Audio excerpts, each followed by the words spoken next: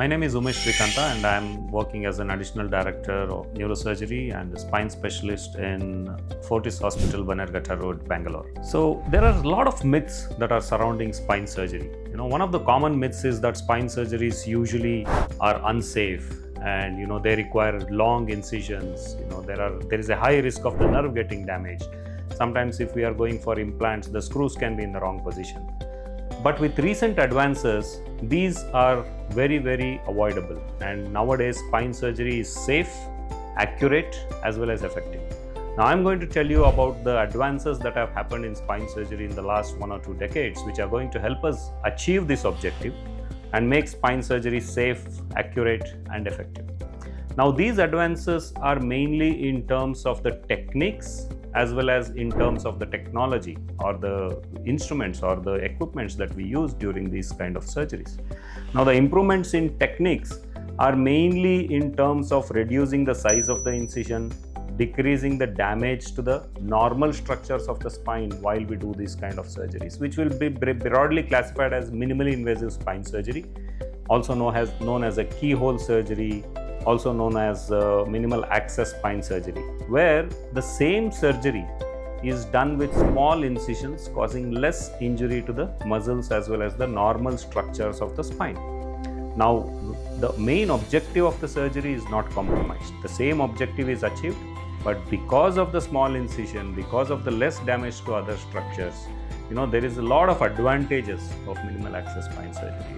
There can be less blood loss, less post-operative pain, less post-operative analgesic requirement. Patients can get back to work, they can get discharged from the hospital and can get back to work at an earlier rate than conventional or an open surgery.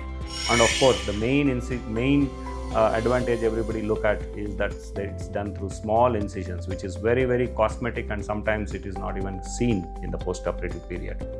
Now, a further refinement of minimally invasive spine surgery is an endoscopic spine surgery, where the incisions will be smaller than 1 centimeter, where the surgery is done through tubes that are as less as 8 to 10 millimeters in size. And again, let me reiterate, the same objective of doing a conventional or an open surgery can be achieved when we do surgeries even with these small incisions. Now, endoscopic spine surgery can also be done under local anesthesia. It can be done as a daycare surgery, and sometimes it is done without removing any bone or any ligament from the spine through natural corridors that are there in the spine. And that is a huge advantage for post-operative recovery. Now, there are several advantages in the technology, advances in the technological part also, apart from the technique that I was mentioning till now. Now we have intraoperative 3D imaging devices like an OARM, like an intraoperative 3D CT, which help us to take a 3D image of the patient during a surgery, which gives us a more accurate representation of what we are dealing with, what is the pathology, what is the target area, everything even before we open the skin. Now, when we combine this with another advancement, that is navigation, we are able to navigate through the patient's anatomy using special techniques which will improve the accuracy of putting screws to more than 99%.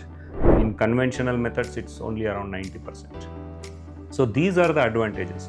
Now, apart from this, we also have something called as monitoring, where we can monitor the nerves during the surgery so that even without our knowledge, there is no inadvertent damage that is happening to these nerves, and the patient, even though under anesthesia, we can monitor that the nerve function is not affected by this surgery.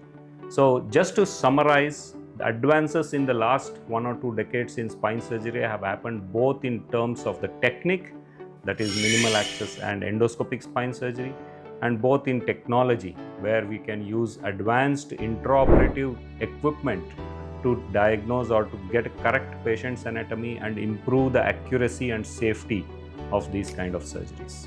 Thank you.